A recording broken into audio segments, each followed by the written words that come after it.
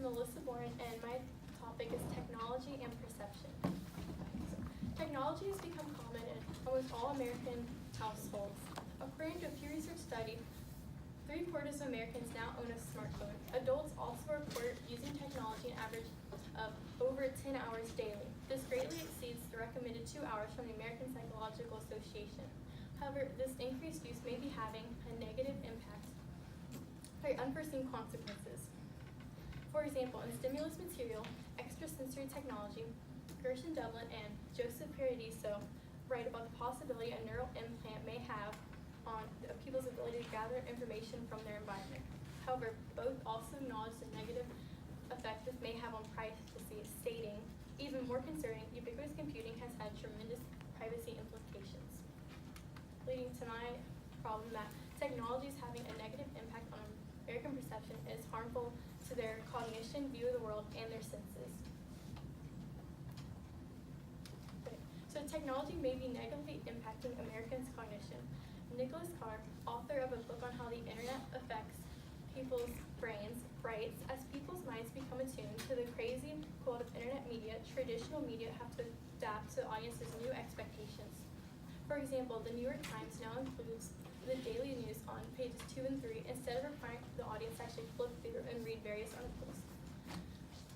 Technology may be also impacting children's ability to comprehend things.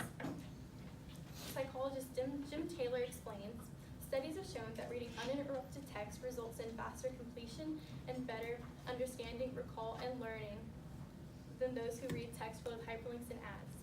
These effects technology is having on our cognition is unfortunately just one way it is harming our perception.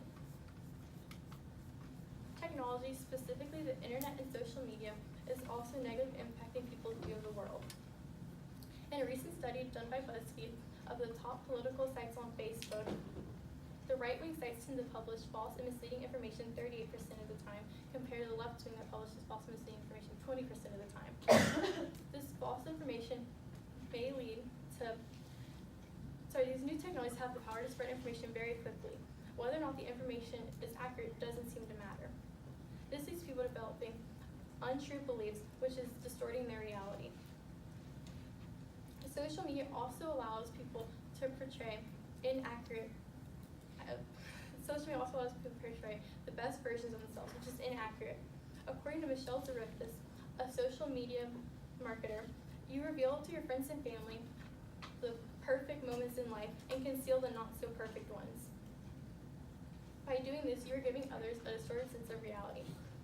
Besides social media, the internet is also contributing to untrue perceptions. For example, on 9/11, many pictures flooded the internet. And although this may seem like a good thing for perception, it is not, because according to the American Psychological Association, people who have a differing view on a certain image can get very different ideas of what happened. So by looking through the hundreds of images on the internet, conspiracy theorists are able to pick and choose which best support their argument. Therefore, this may explain why Americans surveyed report 54.3% of them strongly agree that the government is concealing the truth behind 9/11. So through the use of technology, a national tragedy became a national conspiracy. So technology is also having a negative impact on our senses. Phones and tablets, well, specifically regarding phones and tablets. The optometry professor at the University of California, Berkeley, Martin Banks, says that looking at tablets, phones, and the like, there's pretty good evidence that doing near work can cause lengthening of the eye and an increased risk of myopia, which is nearsightedness. And according to the National Health and Nutrition Examination Survey, myopia rose from only 25% in the 1970s to 40% by 2000. Your hearing, unfortunately, may also be at risk. Dr. Allison Woodall says cell phone use exceeding 60 minutes per day could lead to lasting damage. It could result in high-frequency hearing loss, and this is not necessarily due to the volume you're listening to music. However, some, such as neurobiologist Colin Blakemore, believe that the brain's malleability is part of human development, and that technology is not negatively impacting the brain, is only changing it. However, the effects of technology comprehension cannot be ignored. According to neuroscientist Susan Greenfield, attention spans are shorter, personal communication skills are reduced, and there's a marked reduction in the ability to think abstractly. Psychologist Jim Taylor also discusses how it affects children's ability of deep reading. So it is important that Americans protect their perceptions, and they need to start taking precautions. So, due to the effect technology has on the brain and cognition, and distorting your reality, and the effect it has on your senses, people need to limit the amount of time spent on their phones. Psychotherapist Lily Sloan says that people should create balanced worksheet. In this instance, it would be things you don't like about technology and a list of losses and gains from changing your use of technology. The goal of it would be to show how much you stand to gain from limiting your screen time. By doing this, hopefully people limit their screen time, and this would help protect their brain and decrease the risk of myopia. Americans should also evaluate their sources before accepting it as fact. According to journalist Tim Razientiel, there are 6 steps to consider when reading a source.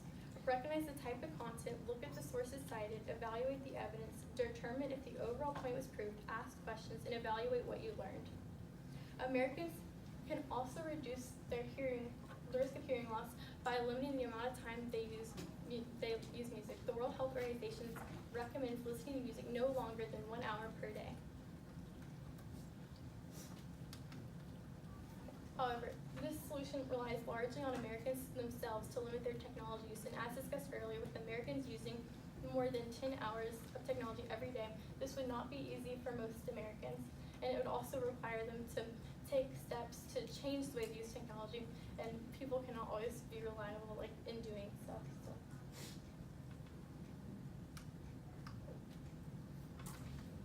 All right, moving on to the defense questions. All right. Let's take a look at your research. You mentioned a few different kinds of tech and a few different sorts of negative impacts it can have. Based on your research, what was the most damaging impact that technology can have on perception, and why was that one the most damaging? I think the most damaging is the fact of how it can distort our reality, because it's so easy nowadays for technology to publish misleading information, and people usually they just trust what they read. They don't think to actually research more into it. And this has just 9/11, people believing those conspiracy theories, it turned a national tragedy into a conspiracy, which that should not happen. And I just think that it also reading how perceptions changed about all the news articles about Muslim women, reading that stimulus source, that's just really harmful overall to our view of the world, and just leads to a lot of harmful beliefs. Good, excellent job. Looking at your solution, some of that information is out there. You think if you ask most people, are you aware that music too loud and your earbuds can hurt your hearing, or too much screen time, that kind of stuff. So with some of that information sort of already being out there, how could you effectively promote or implement your solution? How can you convince more people to adopt these solutions and limit that negative impact from technology? Well, I was also considering further research being done, possibly, because a lot is actually not very well known about technology's impact on Americans' perceptions. A study was done by Harvard researchers on rats actually, and it proved and they compared rats and humans. They were listening to music actually, and effective how technology could shape the brain, and their conclusion was that the brain was really malleable, but further research still needs to be done in order to know. And I think if further research was done, they would discover more harmful effects it could have, which I think could convince more Americans to possibly listen more when people say that technology is bad for you. So I think the message just needs to be spread more, because people are still losing their hearing every year from listening to music too loudly. So it's still an issue. All right, great job. Let's hear it from